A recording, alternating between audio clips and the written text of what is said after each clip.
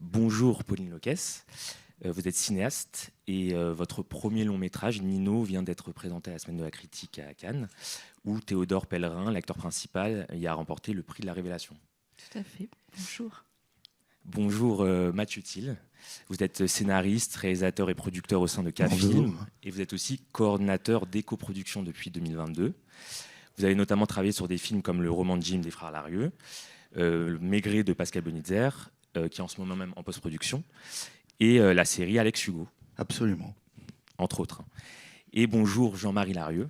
Bonjour. Vous êtes cinéaste, vous avez réalisé avec votre frère Arnaud beaucoup de films, notamment La Brèche de Roland, Peindre ou faire l'amour, des comédies comme Voyage aux Pyrénées ou 21 nuits avec Paty, et dernièrement le roman de Jim qui a reçu le prix EcoProd à Cannes en 2024. C'est ça. Pauline, peut-être on va commencer avec toi. Est-ce que la démarche éco-responsable de ton film, donc Nino, est venue de toi, de la production? Est-ce que c'est quelque chose que vous avez pensé ensemble? Voilà, quelle a été un peu la première prise de conscience à ce niveau-là pour le film? Je pense que le mot d'éco-production, c'est pas moi qui l'ai amené, c'est mes directrices de production, Cécile Rémy-Boutan, Constance Pinchena, quand je les ai rencontrées pour voir si ça allait fonctionner entre nous, je dirais 3 mois avant le tournage. Elles sont arrivées avec, c'était une condition sine qua non en fait. On travaille comme ça, c'est-à-dire que nous, on a le label EcoProd sur tous nos films et on pense que c'est vraiment un film qui s'y prête. Donc évidemment, ça m'a intéressée. Voilà, pour être honnête, je ne savais pas que ça existait. C'est mon premier long métrage et tout ça. J'ai fait le premier court métrage un peu à l'arrache. Donc je ne savais pas qu'il y avait des films qui avaient ce label-là. Et donc c'est elles qui ont amené en premier ça et tout ce qui en a découlé. Mais évidemment, on a construit ensuite tout ça ensemble. Est-ce que cette demande, donc, puisque c'était quasiment une demande sine qua non de vos directrices de production, est-ce que ça a généré une excitation, une curiosité ou des craintes? Non, moi plutôt une excitation parce qu'elles m'ont dit il y a un peu de contraintes et j'ai dit ah trop bien, j'adore ça. Et donc du coup et puis ça me semblait pas complètement hors de portée parce que déjà j'ai l'impression que dans mon écriture, déjà même quand je commence à écrire, c'est une écriture un peu fauchée déjà et un peu sobre. Donc déjà ces contenus, je sais très bien que mon esprit peut pas divaguer vers des choses qui sont pas faisables ou pas forcément décentes pour la planète. Donc non, je me suis dit, ah oui, c'est intéressant. Après, je me suis dit, ah, on est à Paris quand même. Voyons comment ça se... C'est un film qui se tourne à Paris. Voyons comment ça va se traduire. Est-ce que vous aviez une conscience écologique personnellement, vous, avant de devenir cinéaste, ou en tout cas avant de faire ce film? Oui, à ma toute petite échelle, mais c'est sûr que je me suis pas dit comment ça. Ah non, pas l'écologie sur le film. Ça m'a vraiment interrogée de me dire sur quel levier on peut. Alors voilà, moi je connais mes leviers personnels de vie dans mon quotidien avec mes enfants et tout ça, mais comment sur un film, sur cette industrie-là, ça peut agir. Ouais, j'étais curieuse de découvrir. J'ai découvert plein de choses. Vous aviez justement un éco-référent, une éco-référente sur le film? Oui, absolument, Constance, qui c'était aussi une condition sine qua non à l'embauche des gens. C'est-à-dire qu'on leur disait, si tu veux travailler avec nous, alors, il faut que tu saches qu'on a un label EcoProd. Alors, il y a certains postes, j'imagine, c'est plus, tu connais ça bien mieux que moi, mais plus contraignant que d'autres. Mais c'est vrai que quand on dit à une chef-op, on a un label EcoProd, quand on dit voilà, les costumes, donc, et en lecture technique... il y a eu un petit speech là-dessus pour expliquer que ça allait être une donnée importante dans notre processus de fabrication. Et voilà, ça c'était ma question. Est-ce que du coup, quelles ont été les étapes au début, c'est-à-dire effectivement, est-ce que vous avez fait une lettre à l'équipe, une réunion avec l'équipe, et quelles ont été les réactions? Il y a eu une lettre, il y a eu un mail à l'équipe au départ. En tête-à-tête, je pense, quand elles ont engagé les gens, administrativement, il y a eu un petit discours là-dessus. Et ensuite, à la lecture technique, il y a eu vraiment... je ne sais pas si c'est un protocole, je ne sais pas si c'est toujours la même chose qui est dit ou pas. Bon. En tout cas, il y avait des exigences qui, au départ, étaient un peu, la cantine sera végétarienne tant de jours par semaine, il y aura des gourdes pour tout le monde. Voilà. Et après, je pense qu'il y a eu un dialogue avec chaque chef de poste auquel moi j'ai pas assisté. Mais sur les costumes, ce serait bien que ce soit des costumes de seconde main. La lumière, ce serait bien que ce soit du LED. Donc voilà, c'est pas des dialogues auxquels moi j'ai assisté, mais ils ont existé, oui. Et non, alors soit on m'a protégée, on m'a pas dit les éventuelles mutineries qu'il y a eu, mais non, tout le monde. Après, il faut dire aussi, c'est une équipe plutôt jeune. Consciente aussi, qui beaucoup de jeunes diplômés de la FEMIS ou d'autres, et qui aussi ont à cœur d'intégrer ça dans leur pratique, je pense. Alors Jean-Marie, vous avec votre frère Arnaud, vous faites des films depuis longtemps qui sont des films qui déjà narrativement sont inscrits dans les territoires, à la montagne, à la campagne, donc c'est quasiment de fait une conscience écologique. Est-ce que pour autant, vous aviez une conscience écologique quant à la fabrication de vos films ? Oui, pour moi, le mot est... il est, j'allais dire, comme l'histoire de la prose, quoi. On faisait de l'écologie sans le savoir. J'aimerais que Mathieu parle plus concrètement ce que ça a signifié. Donc on avait le label, j'imagine. Moi, je sais que tu étais responsable. Après, je peux raconter dans le détail comment... Mais moi, j'ai envie de parler de la rencontre avec Mathieu, ce que lui a plutôt... comment il a agi sur le tournage, comment ça s'est passé. Mais est-ce que, donc Mathieu Thiel, qui était votre conseiller voilà. Donc on a appris éco... pour la première fois qu'il y avait un éco-référent, Mathieu Thiel. Mais donc c'était une demande qui venait de vous, de la production ? Alors, absolument pas. D'accord, voilà, c'est ça. Absolument pas. D'où venait cette demande ? Comment est arrivé Mathieu ? C'est vrai que si on part de nous, on a quand même fait... très tôt, j'élimine un peu les tout premiers courts-métrages, mais enfin, par exemple, La Brèche de Roland, c'est un film entièrement tourné en montagne, et le matériel se transportait à dos d'homme. Donc on était à peu près 6-7 à l'équipe, et il y avait 4-5 personnes à dos d'homme, plus l'équipe qui portait elle-même. Donc à partir de là, quand on dit... c'est quoi voilà, pour nous, c'était naturel. On tourne en montagne... a priori, on n'y va pas en hélicoptère. On tourne dans le parc national, il faut obtenir des autorisations, donc on ne peut même pas laisser un mégot. Enfin, on avait des gardes qui nous surveillaient. Donc, de fait, on a été éduqués là-dedans. Les tournages en milieu naturel aujourd'hui sont beaucoup plus encadrés qu'avant. Est-ce que vous avez remarqué que des choses que, même si vous étiez habitué à ces territoires, à ces milieux naturels, est-ce que vous avez quand même été soudainement conscient de pratiques qui n'étaient pas forcément... Mais nous, on a toujours été conscients que les autres ne les faisaient pas. Voilà. Très clairement, nous, chaque fois qu'on tournait en montagne, de toute façon, il fallait rentrer dans le parc national des Pyrénées. Et on savait que les règles étaient extrêmement strictes. Donc, il fallait que le projet soit admis dans ces territoires-là. Mais par exemple, on savait, et on leur a voulu, pour pas le nommer, il y avait d'ailleurs je me souviens plus de son nom, enfin, c'était un assistant de Jean-Jacques Hano qui a fait un long métrage là, dans la vallée de Cotteret avec Kirk Douglas qui devait déjà avoir 79 ans, qui jouait une sorte de trappeur canadien. D'ailleurs, je crois que ça se passait pas vraiment dans les Pyrénées, dans la fiction. Et la production avait conçu, dans la déco, il y avait des faux rochers un peu partout sur le plateau. Et ces faux rochers n'avaient jamais été débarrassés. Et donc on voyait, c'était les gardes du parc qui devaient... Alors l'image était assez drôle, puisque les faux rochers énormes, ils n'étaient pas très très lourds, mais c'est eux qui devaient se charger de dégager le... Bon, voilà, nous on savait qu'on n'était pas dans ce cinéma-là. Déjà économiquement, et dans la manière... parce que même si on fait du cinéma, on vient même quasi presque du cinéma animalier. Donc... Mais c'est intéressant. Du coup, quand Mathieu est arrivé, c'est plutôt comme une prise de conscience de choses qu'on faisait plutôt naturellement et qui désormais ont un sens. Mais alors, voilà. Comment Mathieu arrive sur le roman de Jim ? Pourquoi tout d'un coup sur le roman de Jim ? C'est une bonne question. Alors, pour la petite histoire, j'ai été imposé par le directeur de production qui s'appelle Ronan Leroy. Et au départ, je pense qu'il m'a plus pris pour la personne que je suis que pour ce que je fais. Parce que c'était encore un métier qui était balbutiant, voire inexistant dans le cinéma. Je crois qu'il y avait eu 2 films où il y avait mon poste avant. Et en fait, je me suis retrouvé dans une situation où j'ai eu l'impression d'être plus valorisateur que coordinateur de quoi que ce soit, parce qu'en fait, l'équipe des Frères Larieux est à l'image des Frères Larieux, c'est-à-dire à l'écoute, douce, plutôt vertueuse, plutôt gentille, plutôt mettez les qualificatifs que vous voulez, en tout cas un peu de gauche, on va dire aussi, et humaine. Donc moi, la manière que j'ai eu d'arriver, ça a été par un mail, plutôt drôle, parce que je pense que l'écologie, c'est quand même un truc qu'il faut prendre à la légère, sinon on se fait découper en deux par des chaînes d'information que vous connaissez tous.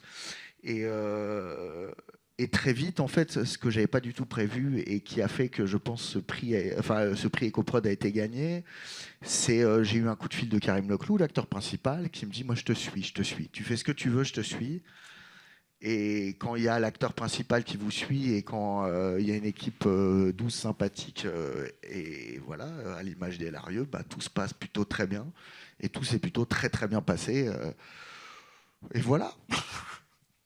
Non, mais c'est vrai que ce qui était intéressant, c'est que des choses, nous c'est plutôt économique, mais on s'est toujours demandé longtemps comment on pouvait réduire le nombre d'une équipe, pourquoi c'était si lourd, pourquoi il y avait autant de matériel, pourquoi il y avait autant de voitures, pourquoi...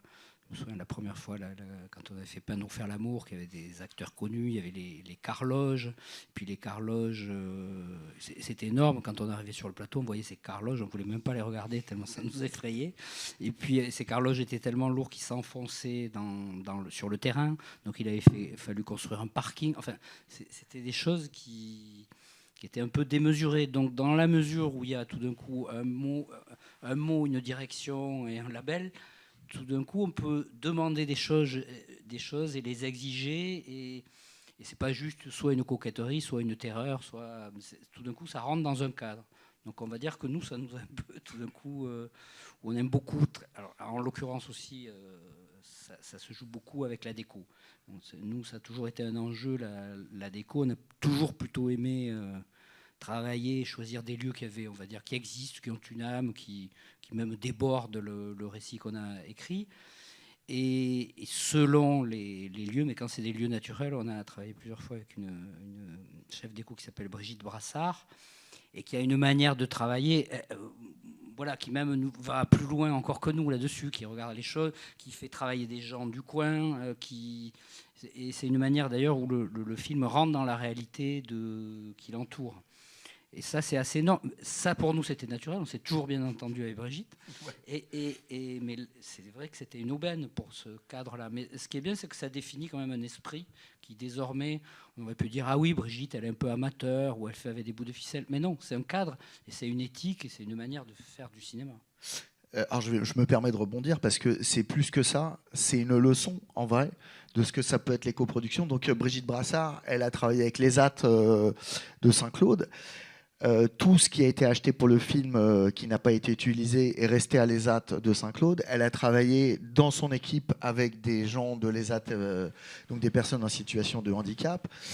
Il y a dans le film une ruine qui devient une maison. Elle a pris la décision, je pense avec vous, de faire une vraie maison.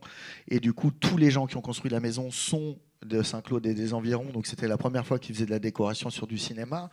Dans la régie corporation que je connais plutôt bien parce que j'y étais. Et cette maison est restée. Elle est devenue maison des associations. Voilà, c'est formidable. C'est incroyable, mais il y a une sorte de localisme complètement naturel qui a été déployé sur ce film à un point tel que Laetitia Doche était peut-être la plus grosse cliente pendant le tournage de la librairie de Saint-Claude et Karim Leclou était peut-être le meilleur client de la salle de sport de Saint-Claude.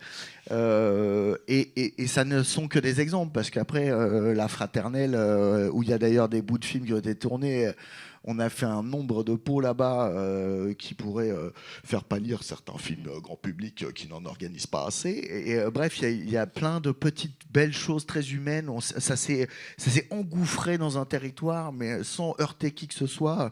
Même le régisseur général qui s'appelle Jérôme Ponroy, il a été toujours en ligne directe avec la mairie. On a pu bloquer ce qu'on voulait au moment qu'on voulait, dans le rythme que les Larieux espéraient avoir. Et du coup, toute l'équipe s'est mise au rythme des Larieux, qui sont des garçons besogneux, studieux, qui prennent leur temps. Et on peut dire que le rythme s'est ralenti. Et en ce moment, ça serait pas mal de ralentir un peu de temps en temps, si je puis me permettre. Donc là, on parle de 2 films qui ont l'air de se dérouler écologiquement, je veux dire naturellement. On sent qu'il y a, il y a une prise de conscience dès le départ de vous, cinéastes. Mais peut-être, Mathieu, tu pourrais quand même nous rappeler ce qu'est un coordinateur, une coordinatrice d'éco-production, et quels sont rapidement les postes un petit peu clés où s'inscrit ton métier. Alors, pour la petite histoire, mon métier vient de drastiquement changer depuis le dernier festival de Cannes, parce que le CNC a annoncé la mise en place d'un truc qui s'appelle le bonus RSE+, qui est une prime automatique de 28 000 € si l'on respecte 28 items, du coup permettant d'obtenir cette prime.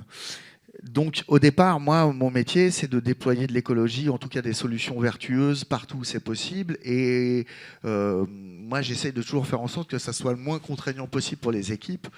Mais donc, il y a, dans les marottes, il y a effectivement soit un plat végétarien par semaine, soit un plat végétarien tous les jours en même temps qu'une off-carnée.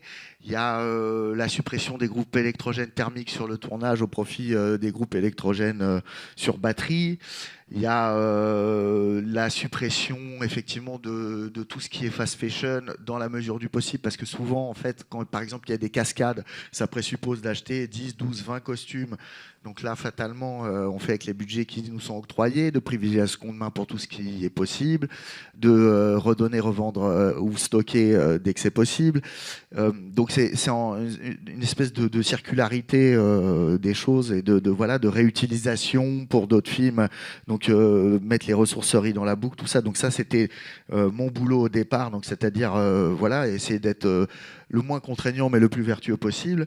Maintenant, le périmètre s'est élargi, le poste pas encore, mais en gros, dans ce bonus RSE+, si on veut l'obtenir, il est question de bien-être animal, il est question de respect de la biodiversité, il est question d'inclusion, ce qui présuppose l'emploi de personnes issues des minorités telles que l'État français les reconnaît, il est question de parité, ce qui présuppose 40% minimum de femmes, soit dans les équipes dirigeantes, soit dans l'équipe dans sa globalité, ce qui présuppose toute une formation, soit sur les questions écologiques, soit sur les questions de veille au VMSS, donc les violences morales et sexuelles. Enfin, ils ont enlevé le M, je pense que j'y reviendrai parce que c'est important que le M y soit.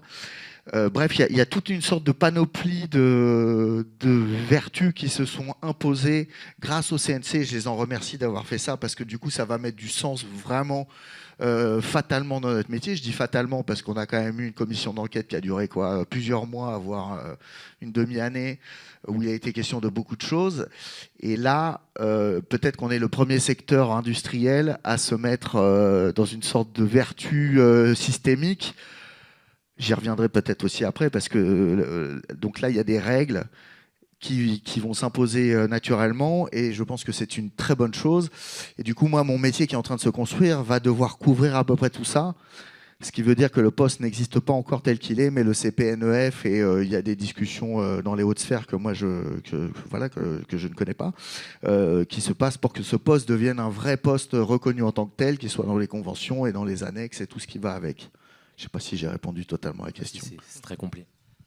Pardon, j'ai une question. Et du coup, tu penses que ces objectifs sont atteignables pour toutes les typologies de films, ou est-ce que les objectifs fixés par le CNC sont facilement atteignables? Oui. Voilà. C'est Alors, une question de Et puis, volonté. c'est un choix, parce que la question, quand tu dis on peut l'obtenir et ça donne telle somme, mais si les productions décident de nous, on n'est pas du tout là-dedans. Ce qu'on veut, c'est être hyper dur, gaspiller comme on veut. Enfin, c'est une très bonne question, Jean-Marie. parce que ce que je vois, c'est les petits films pour qui 30 000 €, c'est pas rien.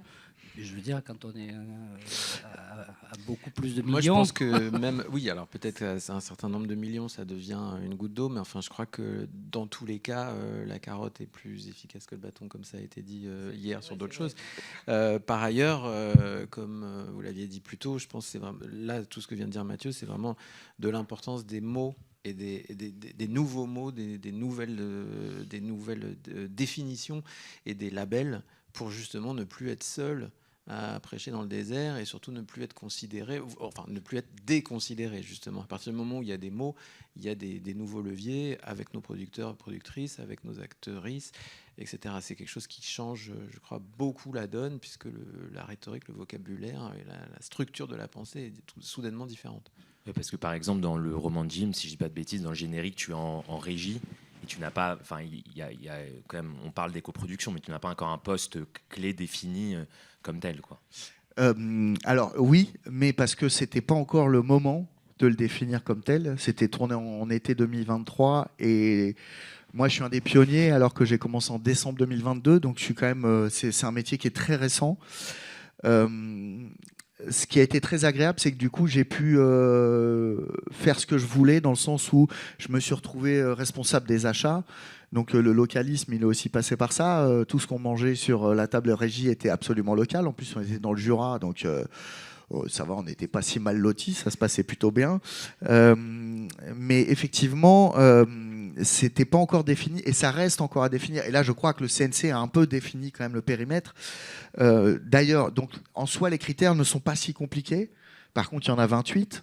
Par contre, il y en a qui font beaucoup plus mal que d'autres. On parle de parité, ça fait je ne sais pas combien d'années qu'il y a un bonus parité de 15% au CNC. Et a priori, c'est quand même une infime partie des gens qui l'ont faite, cette disposition. Et c'était souvent des réalisatrices. Les 28 000 euros, effectivement, pour un film à 20 millions d'euros, c'est une goutte d'eau, c'est le budget café. Par contre, pour la plupart des projets en 2025 où le cinéma se précarise, où le cinéma est soumis à une sorte de joug institutionnel assez difficile, ça peut être très bénéfique, notamment pour les budgets promo, parce que c'est après, c'est pas avant, c'est une aide qui se reçoit après. Donc ça présuppose aussi, j'en ai pas parlé pendant que je faisais la liste, mais il y a toute une batterie de dispositions pour la post-production aussi, qui est quand même parmi les secteurs les plus énergivores, en tout cas. Je ne sais pas si c'est les plus polluants, c'est difficile d'avoir un avis quand tout le monde se contredit.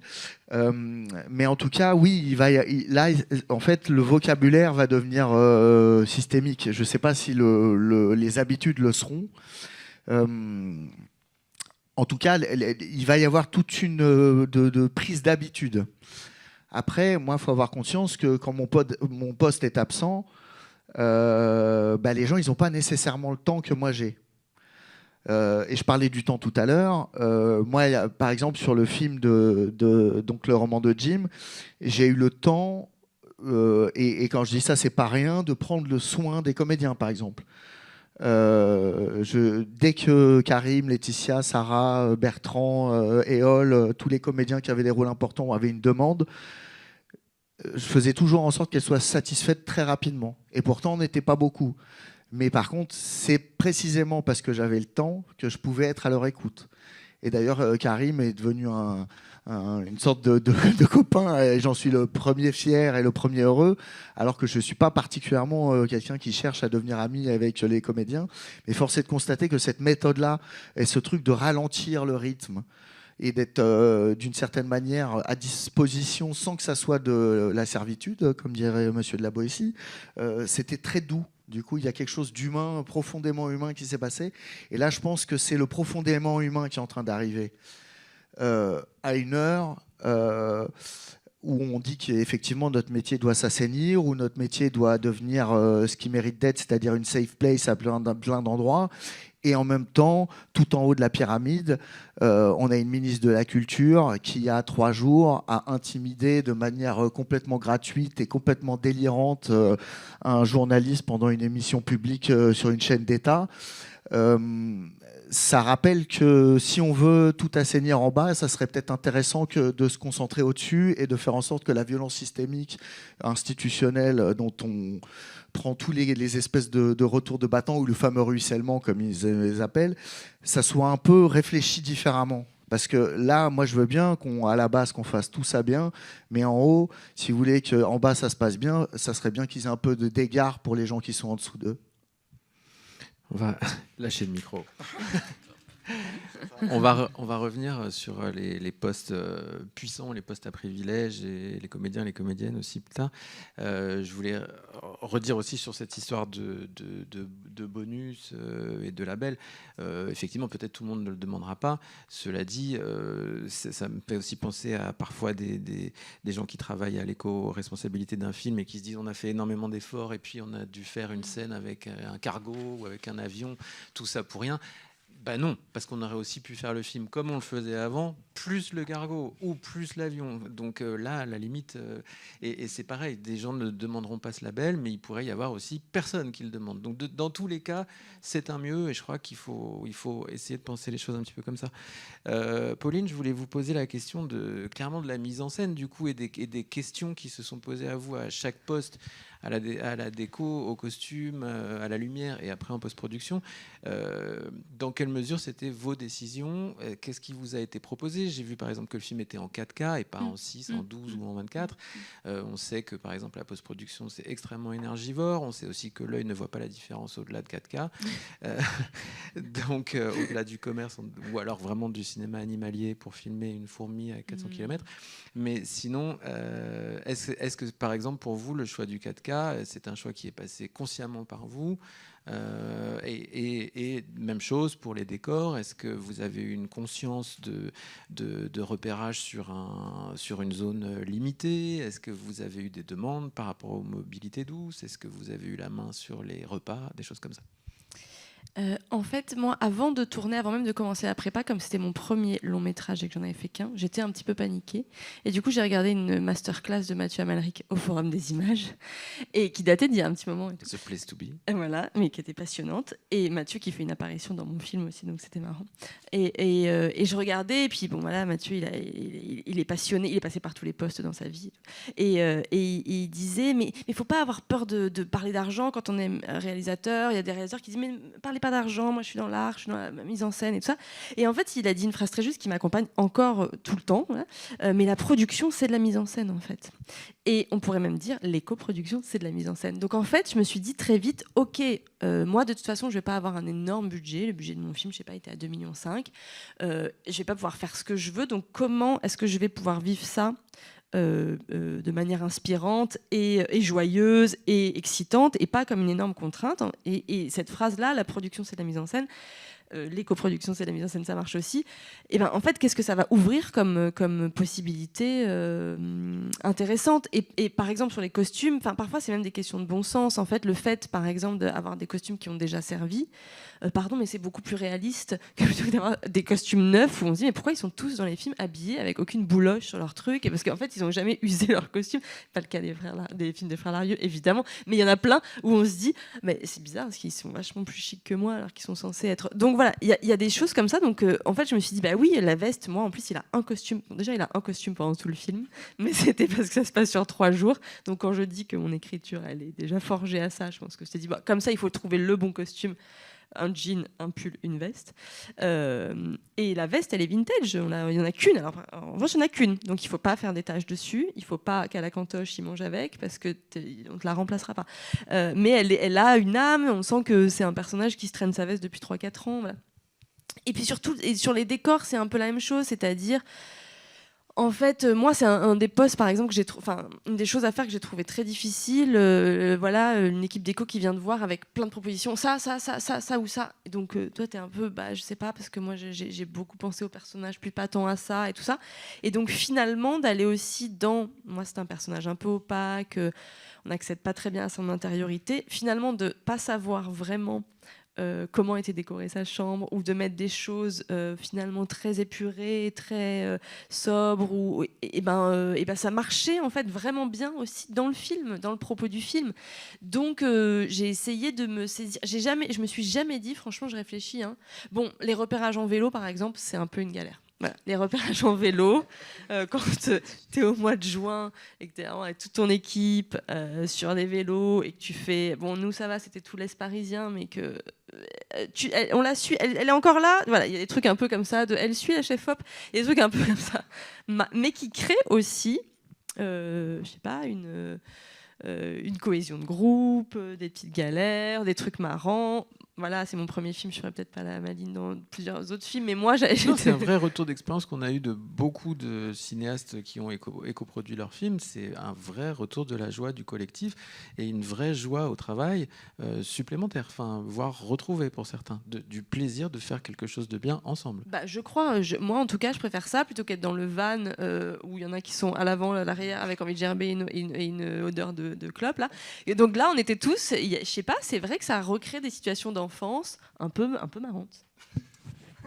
Oui, c'est ça le minibus, c'est ce qui est insupportable. Cela dit, s'il faut faire en voiture, est-ce qu'on préfère pas 3 voitures que le fameux minibus où on sort malade?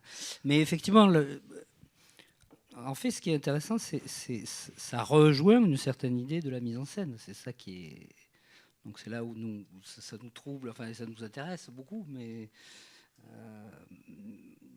par exemple, mais si on se déplace à pied sur des, nous on a toujours, on considère dans des lieux naturels justement que l'endroit où la caméra va être posée, l'endroit où les comédiens vont jouer, il y a quelque chose de sacré qui est à respecter et ça semble hyper facile comme ça. La base d'un tournage de cinéma, c'est comme disaient les Straub, c'est les parachutistes qui débarquent, qui piétinent, tout est détruit. Et juste avoir autour de la caméra un moment un peu respecté, où les acteurs puissent être tranquilles. On m'avait dit qu'à une époque, Godard tournait comme ça en Suisse, où on venait chercher les comédiens et il y avait quasiment 150 mètres à faire à pied pour arriver à l'endroit où il y avait une simple caméra. Et où ça allait jouer, et l'endroit où on jouait était sacré, on le piétinait pas là. Et ne serait-ce que pour se concentrer, se demander, parce que autant on écrit nos films, mais le moment où on tourne, les placements de caméra, le jeu, ça se fait pour nous sur le plateau. Voilà. Alors, d'ailleurs, les gens disent qu'on prend du temps, mais en réalité, je considère que c'est plutôt une énorme pression qu'on se met sur le dos parce qu'on travaille énormément. Alors les autres se disent, ah c'est bien, on prend le temps, mais nous il se trouve qu'on doit tout concevoir au moment. Et si en plus on a fait plusieurs heures de marche pour arriver à l'endroit où on va poser la caméra, mais ça par exemple c'est des vraies questions économiques et avec les équipes, parce que nous on a toujours dit que quand on commençait à aller en montagne ou quand on a tourné dans la falaise, on ne veut pas entendre parler d'heures sup. Ça c'est une vraie question, parce que si on considère que l'heure de marche avant l'heure, alors c'est du travail certes, mais enfin il faut trouver des nuances, parce que sinon est-ce que ce travail... Et ça, c'est des vraies questions qu'on abordait comme ça dans les équipes, mais de dire, là, aujourd'hui, on sera sur les lieux à 7h, et le temps, on aura regagné la voiture, il sera 19h.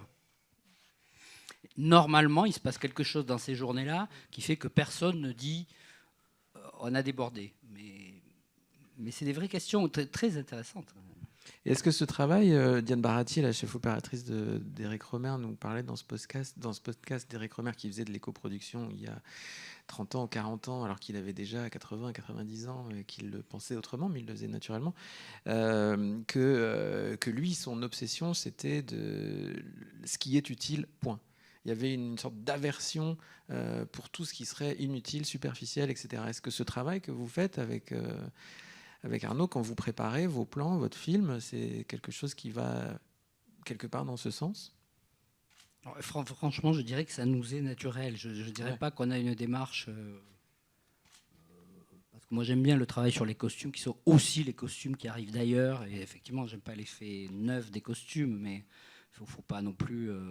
c'est ce qui est bien quand on travaille avec les techniciennes, il y a tout de coup quelque chose qui arrive, il n'y a pas que nous, quoi. Il y a tout ce qui arrive, qui enrichit. Non, qu'est-ce que je pourrais trouver comme exemple En tout cas, on ne pense pas en économie. J'allais dire, pour moi, c'est... J'ai lu cette phrase-là, mettre en scène sans laisser de traces. Bon, c'est vrai que j'aime beaucoup cette expression. Voilà, mais parce que... Voilà, la trace, en l'occurrence, ça doit être sur la pellicule. Mais pas ailleurs. Ou sur le numérique, mais moi, je me permettrais de parler donc les Larieux, ils tournent en milieu naturel, c'est le moins qu'on puisse dire, et ça change vraiment des tournages en milieu citadin, même s'il y a des milieux naturels en ville qui sont protégés. Et il y a quelque chose de la notion de respect du vivant Et le vivant comporte aussi l'équipe d'ailleurs.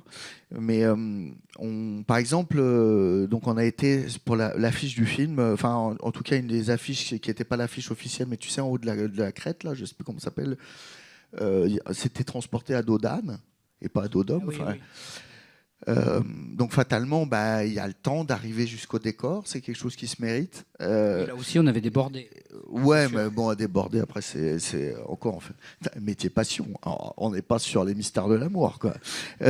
Mais en tout cas, il y a moyen de prendre soin de la planète. Et ça paraît bête à dire, hein, ça va être très trivial, voire angéliste dans la manière que je vais te le formuler, mais quand on a été sur ce décor-là, on s'est tous retrouvés avec notre petite boîte en inox, à manger des trucs où il n'y avait aucun déchet. On est reparti. De toute façon, vu qu'il n'y avait aucun déchet qui était possible, il n'y en a eu aucun. Moi, là, je travaille sur une série qui s'appelle Alex Hugo, donc j'y suis en ce moment. Là, je vais faire l'aller-retour ce week-end en train de nuit juste pour être là, donc je suis très heureux d'être là. Et on est pareil, on déploie des équipes de 60-70 personnes dans des endroits merveilleux, protégés, Natura 2000, Parc National, machin.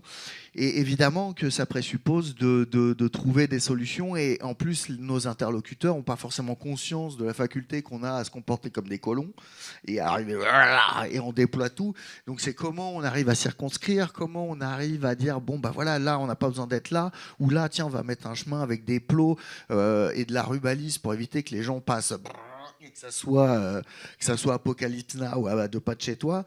Et ça fait aussi partie de la nouvelle manière de faire, c'est d'arrêter de se déployer, genre on va tout prendre parce qu'on ne sait jamais. D'ailleurs, vous avez vu, vous êtes circonscrit, cher public, finalement. Alors, on fait ça quand même assez naturellement et c'est intéressant de le faire. Mais il faut le conscientiser.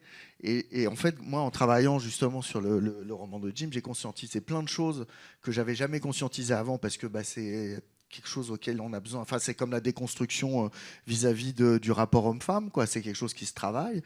C'est pas quelque chose qui est inné, malheureusement, parce qu'on est dans un système, qui est un peu défaillant.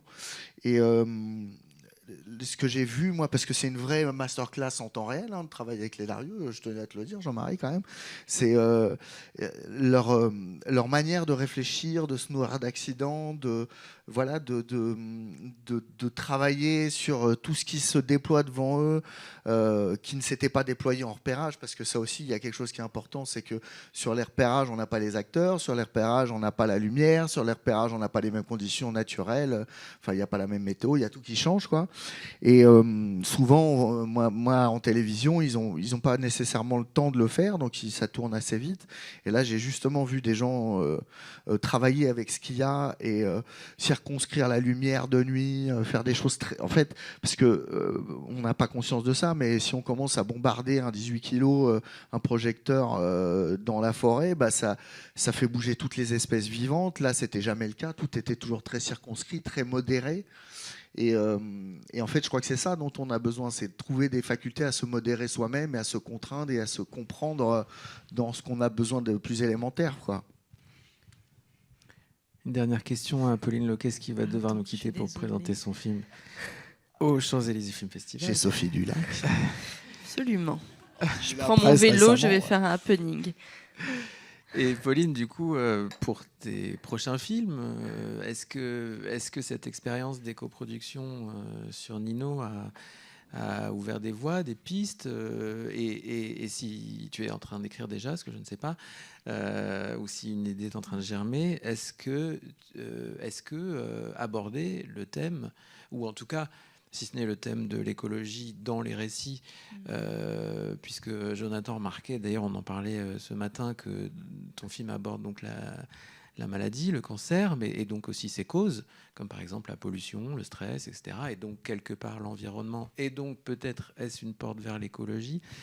Mais en tout cas... J'aurais besoin de Mathieu en tant que consultant au scénario. Est-ce que sur de prochains films, tu envisagerais changer certains codes qui sont des codes habituels de la narration des films, même si ce n'était pas l'histoire, comme par exemple, effectivement, montrer tout le temps des voitures en mouvement, montrer en tout cas des façons de vivre et d'agir et des modèles, ou est-ce que tu penses que ça n'est pas encore le moment de faire ça et que pour l'instant, on reste sur la fabrication pour l'éco-responsabilité? Moi, j'ai pas de Grosse réponse. question alors que je pars dans une minute. Pardon. Ouais. Bon, je vais réfléchir, puis je reviendrai vous poser la question. Non, mais en fait, c'est aussi surtout la manière de faire, je trouve. C'est intéressant parce que peut-être que c'est un hasard, mais il y a une douceur dans les. Enfin, moi, on relève la douceur de mon film, évidemment, la douceur inouïe du roman de Jim. C'est marrant comme, en fait, la douceur qu'on essaie de mettre avec les coproductions, peut-être qu'aussi elle rejaillit sur les histoires et sur les vibrations et tout ça. Donc, moi, je retiens surtout de ça. Et en fait, c'est aussi de la considération pour ce que tu disais, Mathieu, mais pour l'autre, pour le vivant, et l'être vivant, c'est-à-dire aussi l'être humain qui travaille avec toi. Donc en fait, en tout cas, je voudrais vraiment réussir à garder cet état d'esprit-là, qui est peut-être un peu aussi, peut-être est un peu un truc naïf de premier film, en fait, aussi de vouloir que les gens soient heureux, enfin, je sais pas, et qu'on soit dans la joie, je sais pas. Donc peut-être qu'après on perd ça. J'espère surtout ne pas perdre ça si jamais je refais un deuxième film, réussir et puis en fait, je pense que c'est quelque chose qui s'infuse du réalisateur ou de la réalisatrice, en fait. C'est-à-dire, quand on me demandait est-ce que les gens se sont sentis contraints et tout ça, oui, si moi j'avais dit c'est quand même super chiant ces trucs d'éco-production, je pense que tout le monde se serait engouffré dans ce truc-là. Mais comme moi, je disais c'est génial, puis on était en binôme, voilà, avec Constance, ça infuse. Et puis quand on essaie de dire aux gens que c'est bien, c'est bien. Mais aussi, j'ai eu plein de choses, moi, sur mon tournage. Ma chef, par exemple, des premiers jours, elle me disait attention, parce que moi je sais pas trop pas travailler dans la douleur. En fait, si tu me parles trop gentiment, je vais pas me dépasser. Bon, voilà. Mais c'est des codes, en fait. Non mais et en fait, elle a changé complètement du coup sur ce film-là. Mais c'est des codes à trouver, à avoir. Donc, pour répondre, à la question, je pense que c'est l'écologie et puis voilà l'humanisme, c'est quelque chose qui se rejoignent. C'est d'abord aussi, pour moi, la manière dont on traite les gens. Voilà, ce serait intéressant de savoir s'il y a des films très violents qui se font en éco-production ou s'il y a des films très doux qui se font avec des manières... C'est intéressant parce que ça rejoint un peu oui, c'est philosophique, quasi. Est-ce qu'un film d'action, par exemple, pourrait être éco-pro dans la mesure où l'idéologie du film d'action, c'est de transformer violemment la réalité. On sait que Spider-Man 2, par exemple, était un film éco-produit. Spider-Man 2, par exemple, avait été un film très éco-produit. Voilà, ça marche pas violent, ça marche pas. C'est de l'action. Non, voilà, là, c'est vrai qu'il y a sur ces deux films-là, en tout cas, des choses qui se font beaucoup de sens. Mais en tout cas, il y a un rapport au réel, clairement. C'est là où le mot écologie est intéressant et où il y a une vraie philosophie, avant même d'être politique, mais il y a une manière, effectivement, de se comporter vis-à-vis de tout ce qui nous entoure, vis-à-vis du vivant, de comment rebondir avec ce qui est proposé. Et ça, c'est une attitude, mais c'est une attitude qui rejoint complètement le cinéma. Donc en ce sens-là, c'est très intéressant. Et c'est vrai que là, pour le coup, je suis en train de me dire, le prochain, on doit de nouveau retourner dans le parc national des Pyrénées. Et je me dis, en disant, on y arrive, on a un label. Mais non, mais il y a une discussion possible avec ces gens, alors qu'avant, on représentait simplement le cinéma. Et le cinéma, c'était, nous, localement, c'était ces fameux rochers qui avaient été abandonnés, ces faux rochers. C'était ça, le cinéma. Voilà. Je vous laisse. Merci beaucoup. J'écouterai la suite beaucoup, sur le podcast avec. Merci beaucoup. Bonne projection. Chez Sophie Dulac. Non, mais c'est vrai que dans le roman de Jim et dans Nino, Pauline est partie, mais on peut quand même en discuter, il y a un vrai rapprochement, effectivement, au niveau de... On va dire que c'est presque des films qui ne se situent pas du tout au niveau du conflit, quoi. C'est vrai qu'il y a presque un truc où ce qu'on pourrait attendre d'un film, d'un scénario, c'est qu'il y ait beaucoup de conflits entre les personnages. Et dans le roman de Jim, ça apparaît vraiment, je trouve très clairement. C'est quasi le sujet. Mais oui, c'est quasi le sujet. Et c'est vrai que Nino, c'est aussi très présent. C'est-à-dire que voilà, son personnage n'est jamais vraiment en conflit avec les autres. Et là aussi, on se demande toujours si l'éco-sensibilité, en tout cas, voilà, le thème écologique dans le scénario, est-ce qu'il a besoin de passer par des personnages qui sont conscients de la crise climatique ou pas forcément, mais en tout cas que dans ces films-là, on ressent une tendresse envers les autres et une humanité qui est assez peu présente dans le cinéma de manière générale et qui est pour ça assez écologique. En tout cas, c'est comme ça qu'on peut le ressentir, quoi. C'est en train de me venir par rapport au sujet. On a quand même tourné un film qui s'appelle Les Derniers Jours du Monde, qui était plutôt d'une grande violence. Mais il n'y avait pas Mathieu, on ne se connaissait pas Mathieu à l'époque. Donc je sais pas, il aurait fallu que tu sois là pour juger J'ai essayé de réfléchir comment... Courir De tout manière nu dans écologique, Paris, on ça avait passe, fait hein, de ça. toute façon. Ouais, ça c'était une image... Si tu, en fait, donc moi, j'ai la chance de tourner et à la télé et au cinéma, et en plus d'être une sorte d'acteur qu'on appelle le cinéma émergent. Quand je dis acteur, c'est pas, je suis pas enfin, comédien particulièrement, mais en tout cas, je gravite dans ce milieu fauché qui donne toute la vitalité au cinéma actuel. Et il y a un truc qui m'a sauté aux yeux en étant dans le cinéma émergent et qu'on ne retrouvait pas tant que ça, et ça commence à venir dans le cinéma, on va dire, plus grand public, c'est le côté galérien, le côté pauvre, osons dire les choses, quoi. Et j'ai l'impression que quand on écrit un film et qu'on le réfléchit autour de l'écoproduction, il y a aussi le niveau de vie de nos personnages et la manière qu'ils ont de se comporter qui devient importante. Dans le roman de Jim, quand vous regardez bien, il n'y a pas un riche du film. C'est peut-être d'ailleurs pour ça qu'il est aussi bien. Quand vous regardez certains films, tu as l'impression qu'ils peuvent faire du surf dans leur appart tellement il est grand. Ils peuvent faire du deltaplane dans leur salon et ils roulent en voiture de sport d'1 mètre qui part à 700 à l'heure.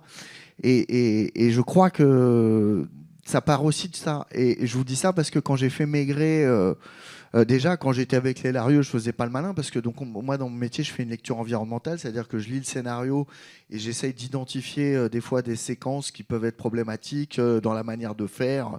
Donc ça peut être les séquences de nuit dans une forêt où il faut de la brume, ou ça peut être justement ces fameuses voitures de sport qui roulent à fond les ballons dans un décor un peu campagnard, donc potentiellement pouvant perturber tout le biotope autour. Et moi, jamais j'aurais eu l'autre cuidance de dire quoi que ce soit Larieux, parce que c'est très ambigu de dire ça. C'est quand même, on est dans du cinéma d'auteur. Et donc, voilà, j'ai fait cette lecture environnementale et j'avais pas grand-chose à dire. De toute façon, il y avait rien à dire. Tout était parfait en tant que tel.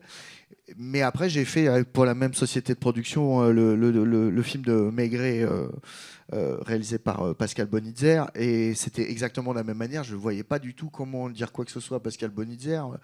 Enfin, moi, ça serait malvenu. Et pourtant, finalement, j'ai eu des discussions avec le même directeur de production dans Le Roi, pour le reciter. Et il me disait, ouais, il y a des discours, enfin, il y a des dialogues en bagnole. Et ben, je dis, bah, enlève-les, enlève la bagnole. Enlève la bagnole. Et Pascal Bonitzer a dit, ouais, vas-y, on enlève la bagnole. Donc, vous verrez, dans Maigret, quand ça va sortir, il n'y a pas de scène de voiture. Jamais. Il sort du métro, il se balade. Mais il n'y a jamais de scène de voiture. De la même manière que son appartement, on ne peut pas faire du deltaplane dedans. Il est là, comme ça. C'est un appart, quoi. C'est un appart de vrais gens. Et ça ne coûte pas plus cher. Je dirais même que ça coûte beaucoup moins cher de juste rapprocher les gens du vrai monde. Et on a eu la chance d'avoir un film qui s'est d'ailleurs aussi tourné dans le Jura, comme le roman de Jim, qui s'appelle 20 dieux, qui a rappelé qu'en baissant tous les curseurs, ça n'empêchait pas de faire 1 million d'entrées avec aucune star et pas grand-chose de plus que juste du talent et de l'envie de faire du cinéma, quoi. Et c'est important peut-être de redescendre, quoi. Tout le monde est curseur à fond, les ballons partout, là, ça s'emboucane comme des cons pour rien. Est-ce que ça vaudrait pas le coup de faire des conflits humains, des conflits doux, un peu de baisser tout? Et là, je dis ça, on est entre 4 hommes blancs, a priori plutôt favorisés, mais ça passe aussi par un changement d'imaginaire et de niveau social des personnages qu'on présente.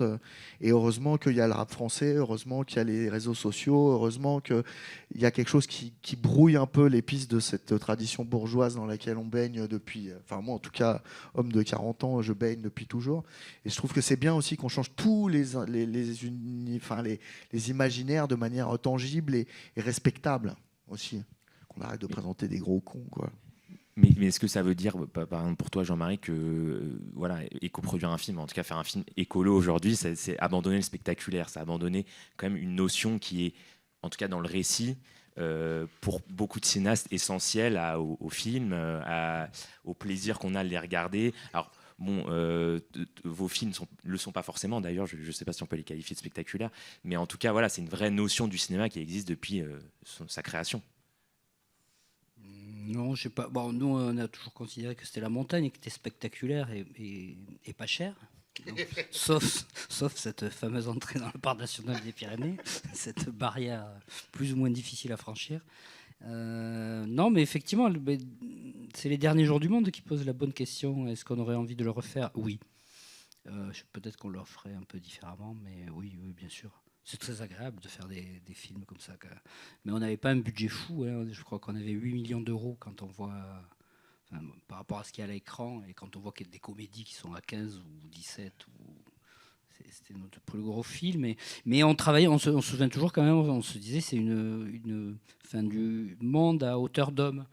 Par exemple, on s'était dit, si on arrive à faire éteindre les lumières dans un quartier de Paris et on tourne entre 2h du matin et 6h, ben voilà, c'est le blackout sur Paris. Donc c'est énorme comme sentiment, mais c'était pas très compliqué. En plus, ils nous éteignaient les lumières au plan. C'était des techniciens de l'EDF qui les éteignaient au plan. Donc on n'a même pas éteint un quartier, on les éteignait par demi-rue. Là, c'était un film beaucoup plus urbain, justement. Hein, oui. Qu'est-ce que ça changeait pour vous, du coup?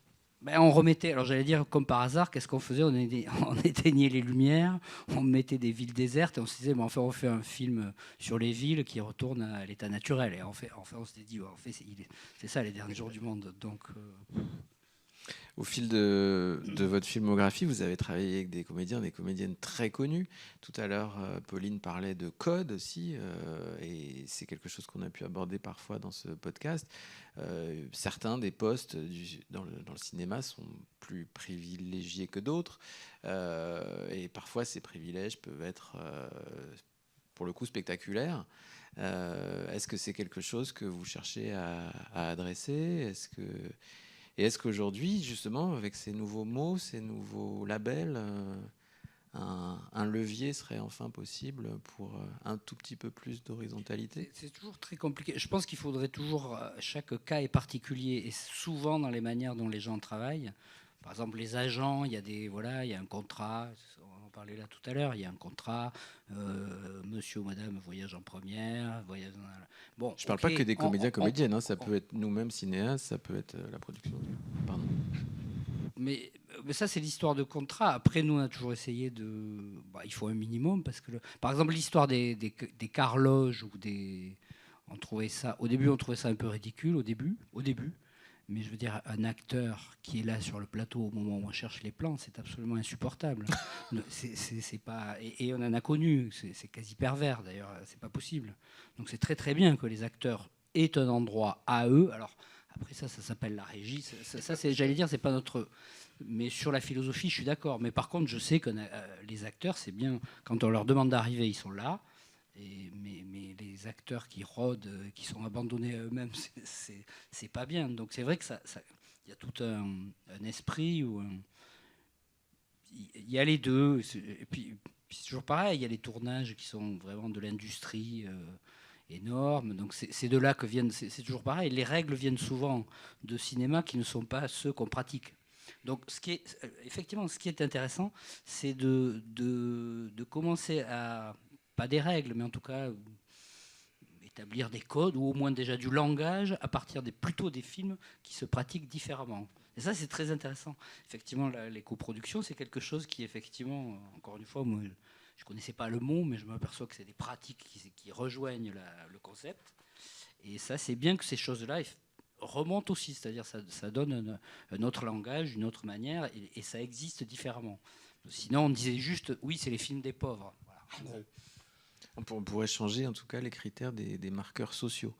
En tout cas, parce que parfois aussi, les privilèges après, sont moi, je suis pas utilisés contre. comme des Je suis un marqueurs. grand fan de Buñuel qui a très bien filmé la bourgeoisie. Et moi, si on avait, si on avait des Buñuel qui filmaient, on manque de ça aussi. On filme quand même plutôt bien que ce qu'on connaît. Hein. Faut pas... Toi, tu disais, Mathieu, que sur le roman de Jim, justement, avec les comédiens, Laetitia Doche et Karim Leclou, t'avais notamment, t'allais les chercher, je crois, c'est ça? Ou on n'était pas dans la voiture individuelle à verre fumé, en tout cas. Ah ouais, non, pas du tout. Donc, en gros, moi, j'ai changé plusieurs fois de véhicule, mais en gros, ils étaient trimballés en véhicule de jeu. Dès que Donc il devait normalement avoir un véhicule personnel, Karim, mais sauf que dès qu'il y avait d'autres comédiens, on les mettait quand même avec lui. Mais ça en soi, c'est pas un vrai problème.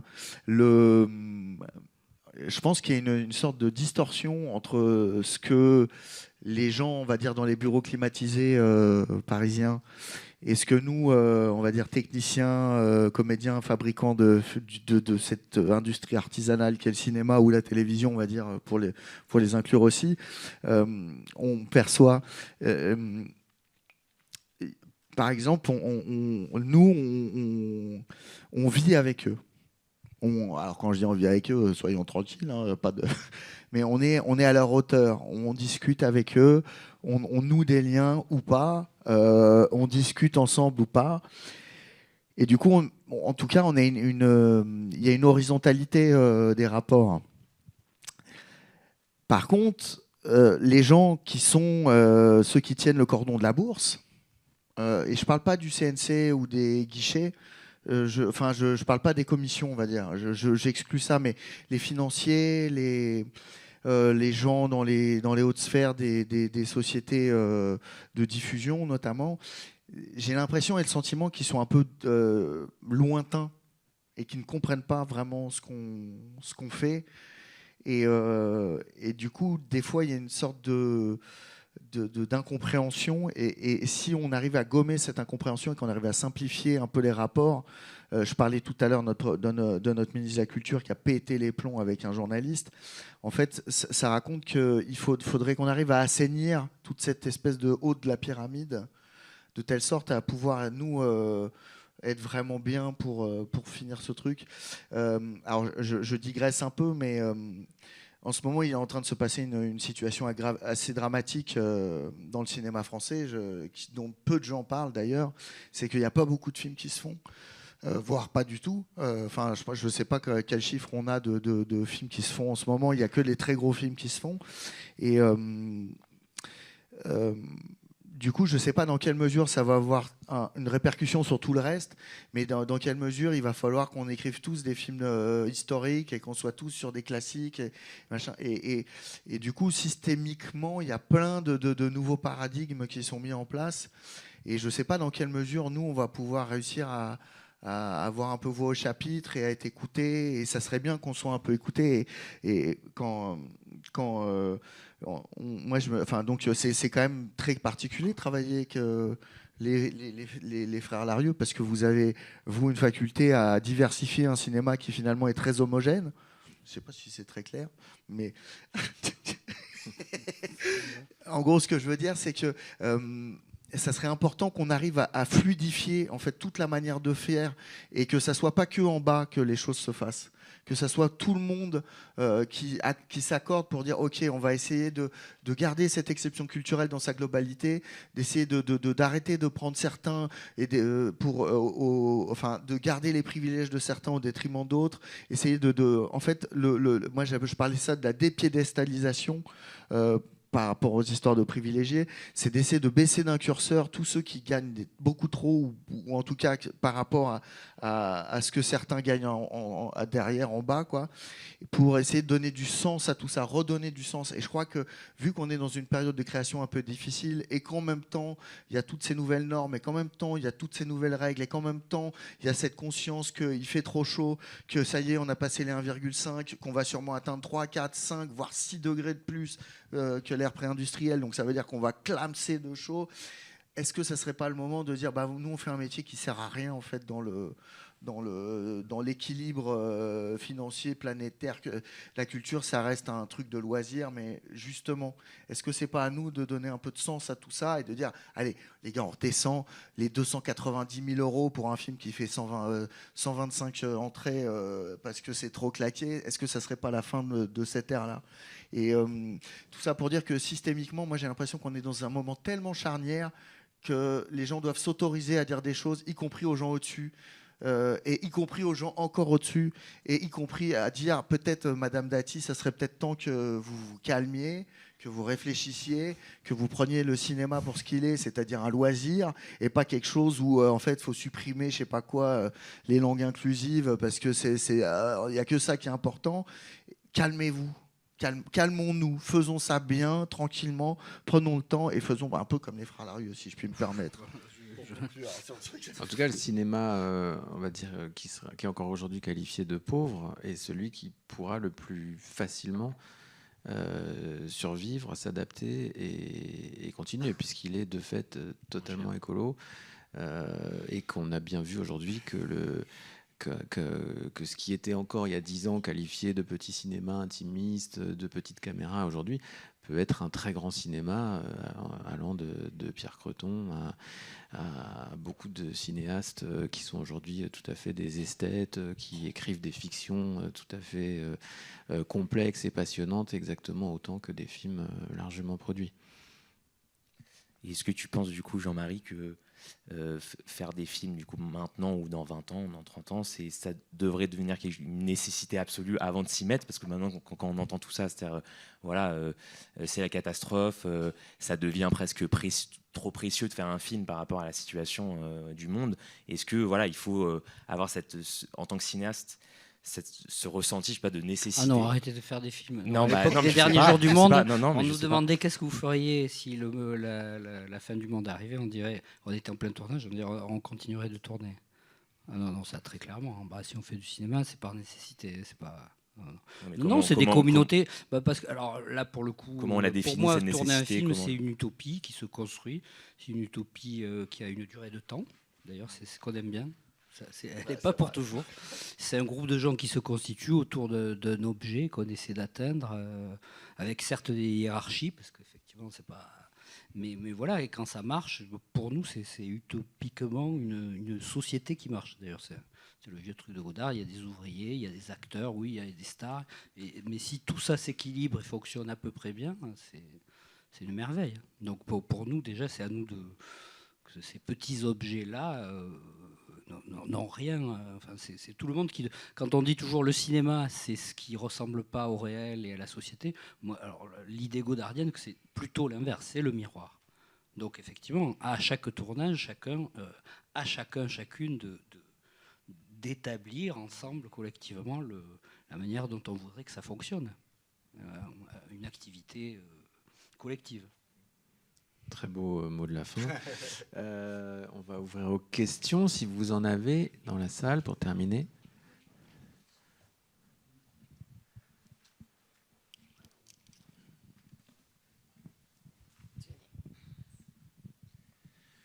Bonjour. Alors, merci à tous et à toutes.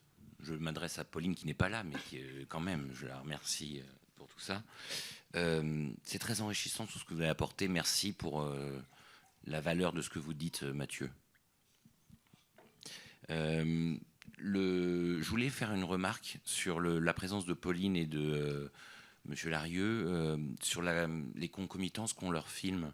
Je ne sais pas si vous avez vu Nino, ceux qui ont eu la chance de le voir. J'ai pas vu. Ouais, alors je recommande à tout le monde d'aller le voir. Il était à la semaine de la critique. Et dans le point commun que j'y vois, c'est que ces deux cinéastes qui ont un regard vraiment... d'humilité, d'écoute, de tendresse, de délicatesse. Elle en a parlé un petit peu. Mais en tout cas, ces deux films qui ont eu déjà le fait de récompenser leurs personnages. Enfin, moi, en tant que comédien, je pense que ce qu'on récompense, c'est plus la qualité des personnages et que donc les acteurs qui les incarnent, mais un acteur n'est rien sans une bonne écriture. Et donc déjà, vous avez un regard sur les hommes. Enfin, les hommes. Avec un grand H, hein, les femmes également. Et elle a, dans le film Nino, je vous laisse le découvrir, mais il y a un rapport à l'amitié qui est totalement bouleversant. Et donc, déjà, il y a un rapport à l'humilité, à la place que l'on a, aux autres. Et j'aurais aimé que dans votre programmation, vous puissiez avoir un contrepoint, un contraste avec un réalisateur de droite, quoi. Ça aurait été intéressant. Alexandra Leclerc. Par exemple, et là, pour enrichir le débat, le contrepoint. Ça, c'était une première remarque. Et je voulais vous poser des questions sur la formation des éco-référents. J'interromps quand même, il faut savoir, pour juste gauche-droite, c'est un peu plus complexe que ça. Oui. Et citons Éric Rohmer. Alors, sur l'écologie, voilà, mais Eric Romer, politiquement, il n'était pas de gauche. Oui, Par oui. contre, par le biais de l'écologie, il y a un endroit où, justement... Non, parce qu'il ne faut pas... Voilà. Vous avez, Il n'y a pas les bons et les méchants. vous avez raison, mais justement, voilà.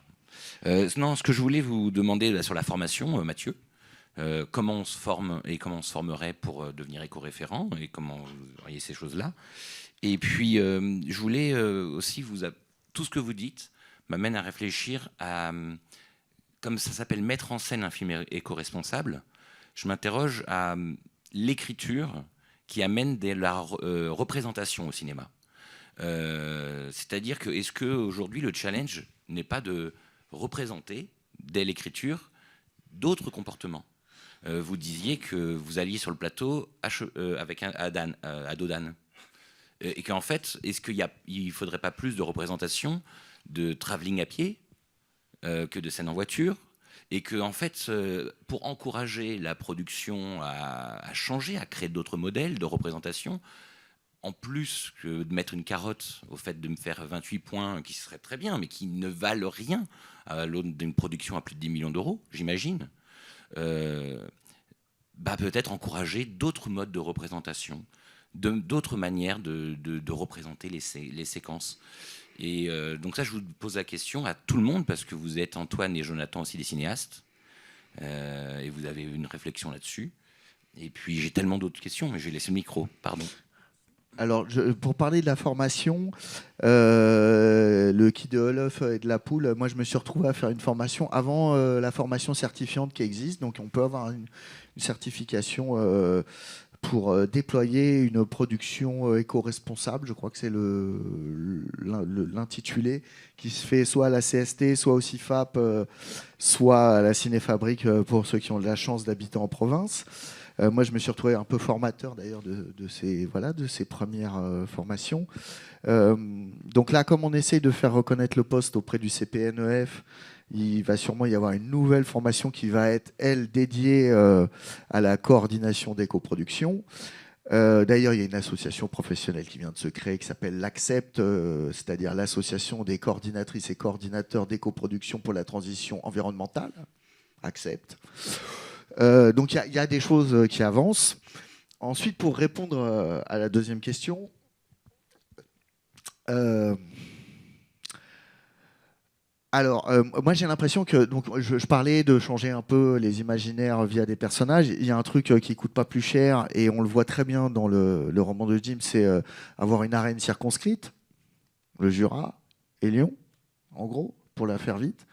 Ça permet du coup de contrôler,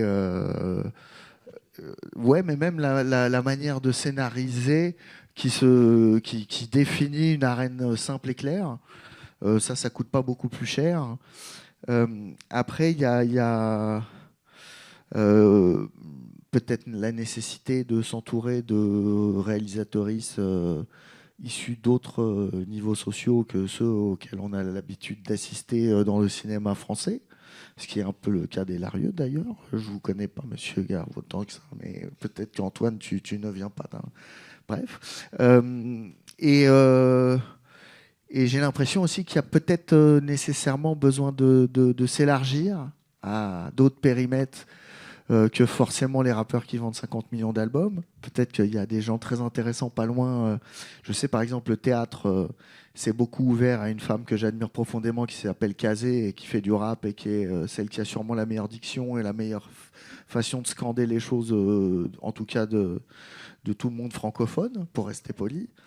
Elle s'est retrouvée à travailler avec des immenses noms du théâtre et des immenses noms du cinéma d'ailleurs aussi, mais sans jouer au cinéma. J'ai aussi le sentiment que l'utopie dont parlait Jean-Marie, ça va devenir une injonction. Quand j'ai une injonction, vous voyez ce que je veux dire, c'est s'autoriser dans un monde en conflit, voire en guerre, selon les curseurs acceptables ou pas, mettre un peu d'autres choses, libérer libérer les esprits, libérer les cœurs, libérer la vie, faire en sorte qu'on ait d'autres visages aussi, parce que moi j'en ai un peu marre de voir tout le temps Cadméra, des gens du jardin à toutes les sauces, mais ça n'engage que moi, encore une fois, je suis pas là pour diffamer qui que ce soit, mais j'ai l'impression qu'il faut qu'on élargisse. Et Karim, Leclou, quand il prend le César, et quand j'entends l'espèce de satisfaction collective qu'il n'y avait pas eu pour les prix d'avant, moi, pour la petite histoire, donc je l'ai vu chez un autre acteur du roman de Jim, et tout d'un coup, c'est devenu le stade Barnabéu à 2 pas de chez soi, et je pense que c'est ça aussi, c'est provoquer de la joie qui soit au-delà de simple fait de fabriquer un film. Et je crois que Karim pourra s'autoriser à dire qu'il a réussi à rendre fier le cinéma français juste en ayant un César. Et je pense que c'est ça aussi, faut qu'on arrive à devenir fier de ce qu'on fait vraiment. Voilà, il y a plein de manières de le faire, il y a plein de... Enfin, c'est ce truc d'utopie dont tu parlais, Jean-Marie. Il faut reconstruire de l'utopie. Et l'utopie, ça présuppose pas que ça soit gigantesque avec des voitures de sport. Et on peut marcher tranquillement, on peut discuter comme ça. Jafar Panahi, il a fait un film où il racontait un autre film sur son tapis. Et le film était merveilleux. Je cite Jafar Panahi, mais c'est vrai que dans le cinéma iranien, il y a quand même une faculté à réinventer un cinéma alors qu'ils sont libres de rien. Les graines du figuier sauvage, c'est 4 femmes dans un appart et c'est dingue. Et les exemples sont florès, il y en a plein. Tous les premiers films des immenses réalisateurs américains sont souvent très circonscrits. Et voilà, prenons un peu leçon sur le nouvel Hollywood, prenons un peu leçon sur toutes ces grandes époques de l'utopie cinématographique et allons-y, quoi. Oui, non, mais chaque tournage, non, mais il n'y a rien à imposer à quiconque. Voilà, non, mais voilà. Moi, par exemple, quand même, les voitures qui roulent dans des films, ça, j'ai tellement adoré ça. J'adore les voitures qui roulent dans les films, quand elles sont bien filmées. Et il n'y a pas longtemps, il y a un film qui était à côté court, là, Eric Pinatel, James Hadley porte plainte, que je conseille, puisque ça parle de Betaram, en l'occurrence aussi. Et c'est de la fiction, et il y a une grosse voiture américaine qui se trimballe au milieu des Landes. Bon, ben, c'est le cinéma, toute cette impureté des voitures au milieu des paysages, avec de l'humour qui est fait sur quelqu'un qui porte plainte parce qu'il était à Betaram. Voilà. Non, mais pour dire que tout est possible, et chaque film, voilà, je trouve que j'aime pas trop imposer. Ça va devenir très chiant si tout le monde tourne. Voilà. Ce qui est intéressant, je pense, c'est varié. C'est effectivement pas d'interdire ni d'avoir de quelconques injonctions sur les films à faire, voilà. Mais par contre, effectivement, comme dit Mathieu, de changer des critères, et notamment des critères de succès, et de laisser une place à l'intérieur du succès. Effectivement, je citais Pierre Creton, mais Aung San Suu, Jonas Trueba, je ne sais pas, Pedro Costa, Gal Lépin qui est ici, qui sont des grands cinéastes et qui aujourd'hui ont les portes des grands festivals ouverts, etc. Et voir la qualité de leur scénario, la qualité de l'image, la qualité d'absolument tout, comme n'importe quel autre film, c'est laisser la place à ces films-là et requalifier un petit peu la notion de succès. Je crois que c'est l'utopie, c'est, je pense avant tout ça, c'est redéfinir certains critères qui vont faire qu'on est potentiellement fier et ou heureux d'une direction que prend la société. Donc voilà. Non, mais en tout cas, moi, ce que je voulais dire, c'est que chaque film, effectivement, chacun a une sorte de, qu'elle soit écologique ou une sorte de responsabilité collective à chaque film, mais qui concerne un petit groupe. Et ça, je trouve que c'est très rare dans la société, d'ailleurs, ces projets. C'est pour ça que je dis, c'est très très rare. C'est des projets, 1, 2, 3, 4 mois.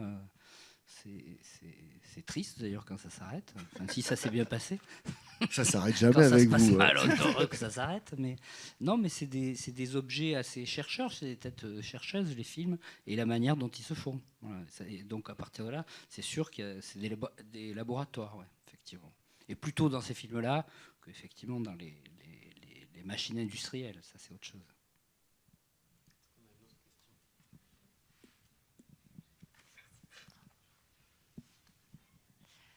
Bonjour, merci beaucoup pour cet échange, c'est super intéressant. J'ai une question sur le bien-être animal que vous avez évoqué au tout début.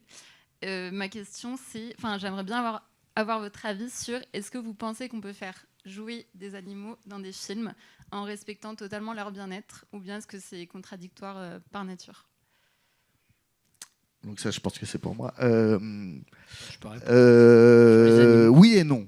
Oui et non. Déjà, donc, il faut faire la nuance entre les animaux sauvages et les animaux dressés. Il faut faire la différence entre les animaux dressés domestiqués et les animaux dressés non domestiqués. Et il faut faire la différence entre les espaces dans lesquels évoluent ces animaux. Euh, Par exemple, moi, donc là, je viens de tourner une séquence où il y avait un chien avec son agent de sécurité. Donc, il a été choisi par la production et la mise en scène d'opter pour un vrai agent de sécurité avec son vrai chien. Normalement, pour obtenir le bonus, vu que c'est un des critères, on doit mettre à disposition une pièce pour l'animal. Sauf qu'en réalité, là, l'animal a préféré rester avec son maître et c'était dehors, à 300 mètres de la pièce que j'avais prévue à cet effet. Donc, il est resté avec son maître et ça s'est très bien passé, même si voilà, il faisait chaud. Donc, climatisation dans le véhicule qui tourne, et l'animal dans la cage. Donc, tout est très subjectif. Après, moi, les films de Gilles Demestre et compagnie, là où ils font tourner des vrais animaux pour faire de la fiction, j'ai des doutes sur le respect que reçoit l'animal chaque jour. Après, j'ai jamais fait de film comme ça. J'aspire pas particulièrement à en faire. Une chose que je sais, c'est que récemment, il y a eu on va dire la fin d'un procès dans lequel trempait Nicolas Vanier, qui est donc un des gens qui prospèrent sur les tournages avec des animaux. Donc il y avait une histoire du LM qui avait filmé de tropée un cheptel de flamant rose et avait buté 10% du cheptel. Donc ils ont été condamnés, la production, le réalisateur et le pilote du LM. Je sais pas je sais que voilà, ils ont été reconnus coupables. Je pense qu'il faut faire attention en fait à la manière qu'on a d'appréhender ça. C'est philosophique plus que théorique. Malheureusement, c'est difficile d'anticiper ce qui peut se passer. Et le mieux est toujours l'ennemi du bien, comme on dit. Donc, il faut essayer de faire du mieux qu'on peut. Mais il faut réfléchir et avoir conscience de ce que ça implique. Quand on tourne avec un panda, j'ai du mal à croire que le panda il va être aux petits oignons tout le long. Par contre, quand on tourne avec un chien, c'est plus facile. Quand on tourne avec un chat, il faut faire en sorte que ça soit fermé. Quand on tourne avec des animaux complètement sauvages, on m'avait raconté avec des hyènes, là, c'est incontrôlable. Je ne sais pas si ça répond complètement à la question, mais... Oui, c'était effectivement aussi sur l'aspect un peu philosophique de fondamentalement faire jouer des animaux. Est-ce que ça peut être éthique ou finalement ça pose des questions Alors, je vais faire une comparaison qui est bizarre, mais on dit toujours que c'est compliqué de tourner avec des enfants et des animaux. Pardonnez-moi la comparaison. Et moi, finalement, j'ai fait effectivement des films où c'était très compliqué, et j'ai fait des films où c'était merveilleux. En tout cas, avec les enfants. Avec les animaux, j'ai jamais. Les animaux, c'est compliqué. Les animaux, c'est très compliqué. Quand c'est court, ça va. Quand c'est long, c'est compliqué. Non, mais c'est des questions, puisqu'on peut parler philosophie. Parce que quand vous dites. À partir du moment où sera considéré que dès que le cinéma se met à filmer le vivant, il y a agression du vivant. Donc c'est ça la question. Et c'est pour ça que c'est intéressant de se dire comment on va le filmer. Parce que ça, c'est la porte ouverte alors au numérique, à l'IA et à toute l'image de synthèse. C'est-à-dire que là, on sera sûr que le vivant, il sera épargné. Donc si on fait du cinéma, c'est pour aller vers le vivant. Mais à nous de savoir comment on se comporte avec le vivant. Parce que donc le jour où au cinéma, il n'y aura plus d'enfants, plus d'animaux sauvages, plus d'animaux domestiques, j'allais dire même plus de scènes amoureuses, il restera quoi du cinéma ? Il restera quoi ? Donc les questions, ça veut dire c'est comment on fait ces images-là. Mais pour moi, le cinéma doit heureusement filmer le vivant. Si même il y a une chose à filmer, c'est le vivant. Donc en l'occurrence les animaux, effectivement. Mais comment on les filme ? C'était un article très intéressant dans Lundi Matin, il y a un an ou deux, qui parlait notamment des grosses productions françaises comme Astérix, qui n'allaient même plus filmer de décors. En fait, les décors sont entièrement faits en numérique derrière les acteurs, et où finalement, Alors certes, on a préservé la forêt, le champ, etc. Mais alors, on a effectivement finalement une disparition du vivant à l'image. Et dans le même article que je vous encourage à lire, une remarque que j'ai trouvée particulièrement pertinente sur Avatar 2, un film qui s'est beaucoup vanté d'avoir été fait d'une façon la plus éco-responsable possible. Un film d'une telle ampleur est de toute façon une absolue gabegie, mais en tout cas dans des tanks, etc., et qui promeut l'idée effectivement, du sauvage, de façon même, voilà, le bon sauvage, etc. Et l'article disait, pour autant, le film promeut la pire chose qui soit idéologiquement, c'est l'idée d'une planète B. Ce qui est vraiment la pire chose à faire dans un cinéma mainstream de cette ampleur qui sera vu par des millions de personnes. Et cet article était très, très intéressant pour ça, puisqu'en plus, c'était non seulement une planète B, mais une planète B totalement numérique, avec absolument rien du tout à l'image qui est vivant. Et donc, je trouve qu'effectivement, je ne sais pas si c'est une réponse, effectivement, parce que se pose effectivement la question du consentement pour l'animal et pour l'enfant, et pour la nature. Elle se pose aussi avec les humains, mais en tout cas, au moins, elle peut se poser. Mais en tout cas, moi, j'ai tendance à penser que oui, c'est quand même une rencontre avec le vivant, faire un film documentaire, fiction, et même animation, quelque part. C'est aussi... Ce qui fait que c'est assez passionnant et que c'est jamais pareil et que chaque cas... Et l'IA est un désastre écologique complètement considérable, d'autant plus qu'il est en open bar aujourd'hui et qu'il va être évidemment, comme on a vu avec les réseaux sociaux, largement et drastiquement revu à la baisse. Mais je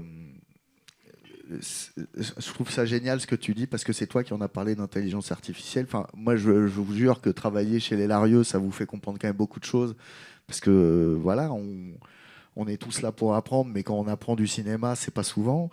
Pourtant, c'est tout le temps la même manière de faire, et des fois, il y a des miracles, et souvent, c'est de la chiasse quand même, pardonnez-moi l'expression.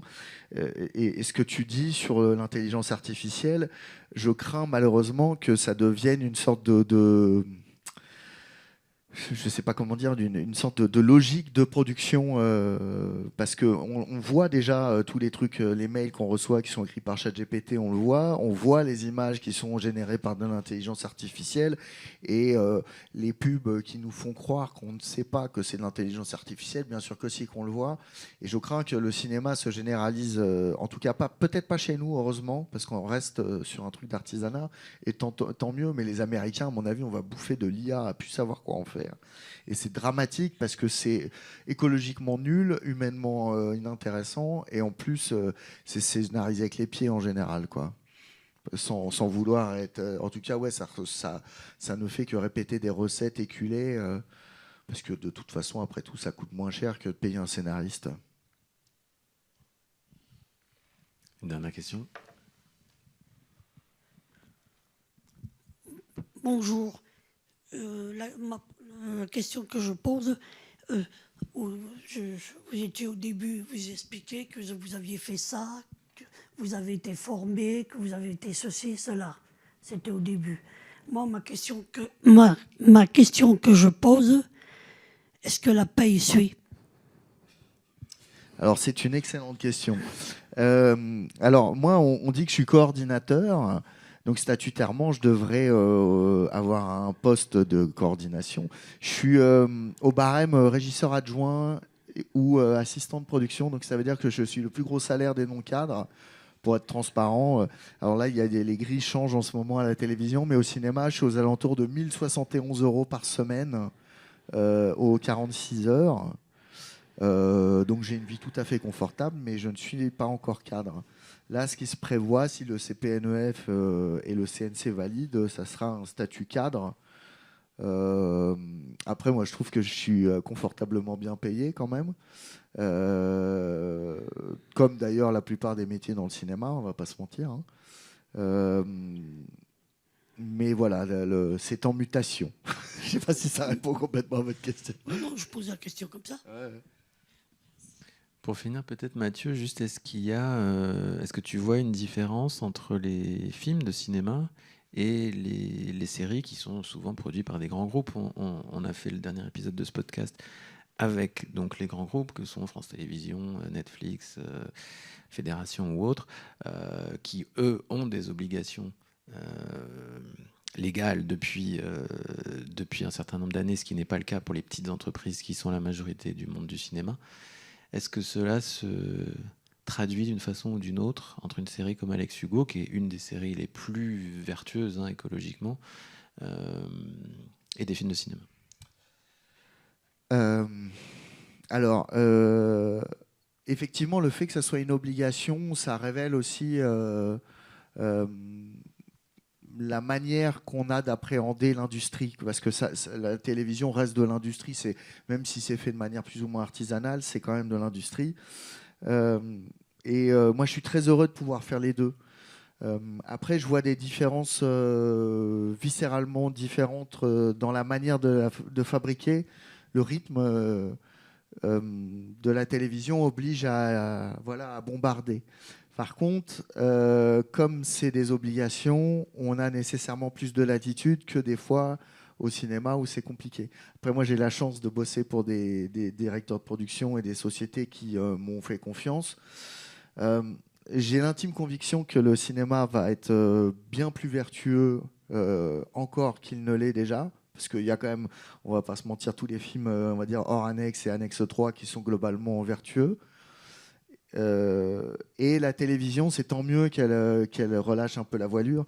Après, moi, ce qui m'inquiète, c'est l'uniformisation et cette espèce d'omnipotence justement des grands groupes qui risquent de ternir un peu la diversité. Et ça, c'est un peu dommage parce que si on se retrouve que avec des histoires de meurtre et que des histoires où les gens se hurlent dessus, j'ai le sentiment que le cinéma va pas pouvoir combler à ce point-là toute cette espèce d'uniformisation. Par chance, le cinéma, ce qui est beau par contre, c'est qu'on a un cinéma qui, je crois, est incroyablement riche et diversifié. Encore faut-il que les films se fassent. Donc j'espère qu'on va retrouver la dynamique de création qu'on avait les années précédentes et longue vie au cinéma. Non mais c'est vrai, cette histoire, il y a beaucoup moins de films qui se tournent là. Il y a une explication. Je demande. Non mais objectivement, là depuis 4 mois, je sens que... Moins 30% et que des gros films, beaucoup de gros films. Juste pour conclure parce que je suis très heureux de faire ce métier, très heureux. Il a supplanté mon métier de cœur, qui est donc scénariste, réalisateur, à un point tel que je ne l'avais jamais imaginé. J'ai jamais été autant invité que grâce au film des frères Larieux. J'ai jamais été aussi sollicité de toutes parts pour des questions éthiques, sociales ou environnementales. Il y a une forêt qui a été rachetée par Ecoprod où ils ont planté, je sais plus, genre 25 000 arbres de 200 espèces différentes à Lons-le-Saunier, inspiré du prix Ecoprod.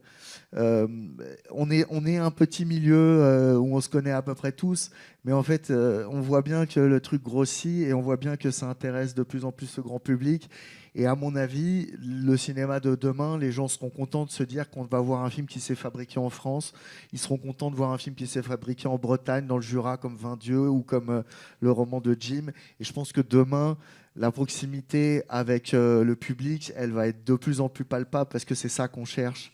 En fait, on va vivre un cinéma qui se vit et pas un cinéma qui se partage par écran et salle interposée. Et moi, je prône ce truc-là de, ok, peut-être qu'il va se précariser le cinéma, mais on pourra toucher les gens qui regardent les films, et les gens qui voient les films pourront toucher ceux qui les ont faits, et c'est tant mieux. Jean-Marie, le mot de la fin? Non, je rapprocherais le cinéma de la cuisine, parce qu'en réalité, ces histoires-là, le vrai bio ou les vins, par exemple, le seul domaine qui me rend optimiste, c'est tout ce qui se passe avec le vin. Tout ce qu'on a réussi à faire avec les vins. Et j'y pense souvent par rapport au cinéma, parce que c'est des vins absolument incroyables, nouveaux, quand c'est bien fait. Il y a aussi des merdes, hein, mais je trouve que c'est un domaine dans le contemporain où ça s'invente, où c'est des gens nouveaux qui s'en sont emparés, et c'est toujours un nouveau rapport au vivant. Donc voilà, je pense que si c'est une métaphore, ça peut pensons au vin quand on passe au Pensons au cinéma, vin. il y a de l'espoir. C'est sûr que dans cette table ronde et à d'autres moments, certaines choses sont accablantes, terribles, parfois déprimantes. Il y a aussi des choses joyeuses, qui est par exemple effectivement retrouver un certain plaisir du collectif, un plaisir au travail sur les plateaux.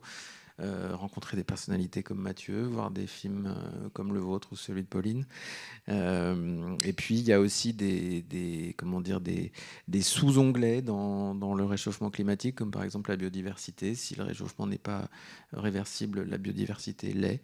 Elle l'est de façon spectaculaire et très rapide. C'est des choses qu'on a pu voir pendant le Covid et qui sont bien expliquées par Dominique Marchais dans son film La Rivière. En même pas un an, après quand on débarrasse les débris d'un barrage, par exemple, on revoit les truites et les anguilles revenir par milliers, voire par millions en à peine un an. Donc ça, c'est quand même quelque chose de joyeux pour les gens qui ici ont des enfants peut-être ou sont jeunes. Donc il faut penser à ces choses-là qui sont joyeuses. Et puis l'écologie n'est jamais qu'une des contraintes parmi toutes les contraintes d'un tournage. Les contraintes peuvent être créatives, comme le disait Pauline au début de l'émission. Donc je pense que c'est peut-être intéressant de focaliser sur ces choses-là. Merci immense à Jean-Marie Larieux. Immense merci à Mathieu. Ça y est, on l'a fait, ça faisait 1 an qu'on en parlait. Et